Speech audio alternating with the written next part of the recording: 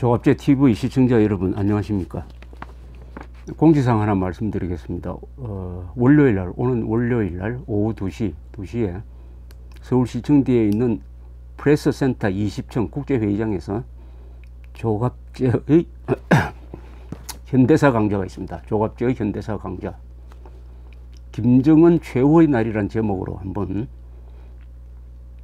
현 사태를 분석해 보겠습니다. 많이 참석해 주시기 바랍니다. 월요일 오후 2시 프레스센터 20층입니다. 며칠 전에 이런 뉴스가 보도가 되었습니다. 전남대학교에 전남대 사범대 1호관 오른쪽 벽면에 1990년에 그려놓은 벽화가 있었다. 그 벽화의 이름은 광주 민중항쟁도를 아주 크게 그려놨는데, 그동안에 27년 동안 손을 별로 보지 않고 해가지고 좀 퇴색된 것을 다시 복원을 했다. 그래서 복원 기념식을 가졌다. 이런 기사가 보도되었습니다. 연합뉴스에 보면은 벽화는 가로 10m, 세로 16m의 크기로 총을 든 왼손을 힘차게 뻗은 청년과 군용 지프를 탄 시민군의 모습 등 5.18 당시 시민군의 모습을 표현하고 있다. 또 이런 설명을 붙였습니다. 가마솥에 밥을 짓는 모습은 광주 민주화 운동의 공동체 정신을, 상단에 있는 백두산 천지와 서로 팔짱을 낀 청년 4명은 민주화 운동을 통일운동으로 발전시키자는 학생운동의 당시 지향점을 보여주고 있다. 이렇게 되어 있습니다. 그래서 제가 들어가서 그 그림을 봤더니 이거 흑백으로 출력이 돼서 잘 실감은 안 난다는 이런 모습인데, 여기에 민족해방이라는 깃발이 보입니다. 민족해방 보이시는지 모르겠는데요. 민족해방 보이시죠? 민족해방이라는 깃발이 보입니다. 이게 좀 마음에 걸려요. 민족해방, 광주 민중항쟁도에 민족해방이라는 깃발이 당시에 있었느냐? 당시에 민족해방이라고 쓴 깃발을 제가 본 적이 없습니다. 저도 광주 현장에서 며칠 동안 취재를 한 적이 있습니다만 그런 분위기가 아니었어요. 그럼 이 민족해방이 무슨 의미냐? 이 그림을 보고 민족해방을 어떻게 해석을 하겠느냐 하면은, 여기 백두산 천지를 그려놨습니다. 또 광주 민주화 운동이 이제 국가 공식 명칭인데, 그림은 광주 민중항쟁이란 말을 썼습니다. 민중항쟁이란 말. 그럼 민중항쟁이란 말과 민족해방이란 말과 이 백두산 천지, 이게 결합이 된 어떤 이미지를 지금 형성을 하고 있습니다. 이 벽화가. 그러면은 이 민족해방은 미국 제국주의로부터 대한민국과 한국인을 해방시킨다는 의미로 해석될 위험성이 있습니다.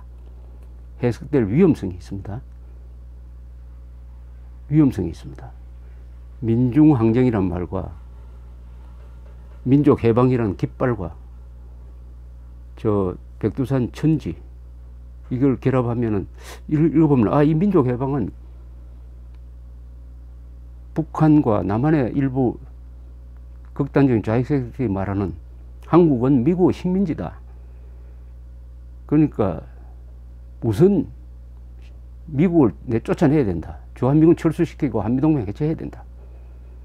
그리고 그 미제에 부역했던 자들을 쓸어버리고 진정한 민족해방을 해야 된다는 북한의 대남 전략과 거기에 부응하는 남한의 종북 세력의 말하는 그 민족해방으로 해석될 위험성이 있다는 겁니다.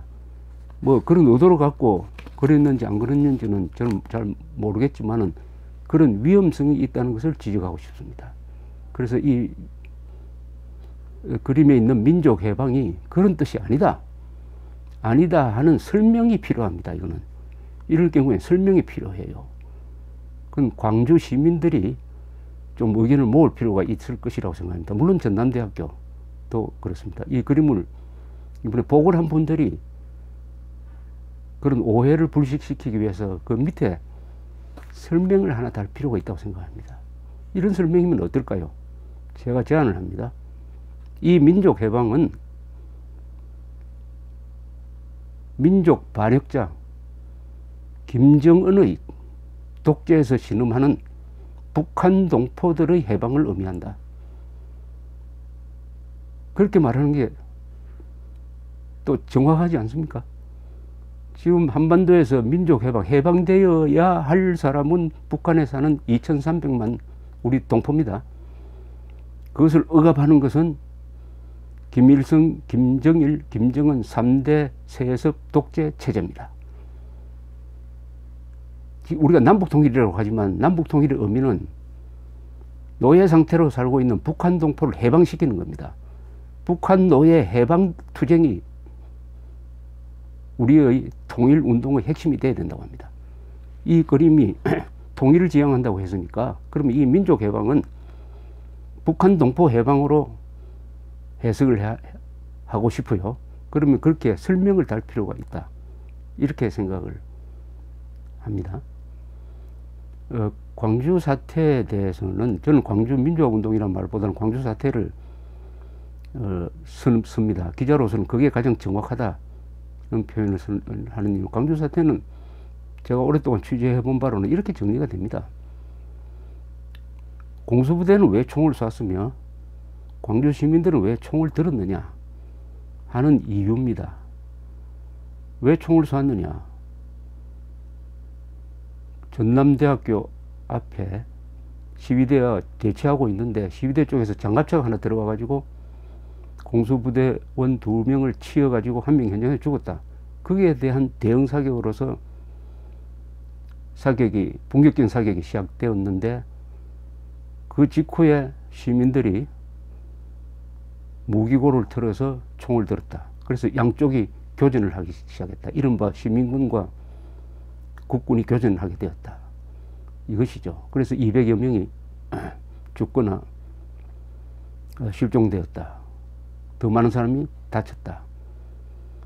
공수부대 나름대로 공포에 질려가지고 그 엄청난 인파 속에서 돌을 던지고 차량을 몰고 돌진하니까 했고, 시민들은 공수부대가 초기에 진압을 할 때 몽둥이를 가지고 중인 환시리에 사람을 때리고 머리를 때리고 10명 이상은 타박상으로 죽었습니다. 이런 걸 보고 어떻게 보면 동물적 분노가 일어났다. 그래서 총을 들었다. 이런 설명이 됩니다. 다 각각의 이유가 있어요. 그런데 정치적 상황에 따라서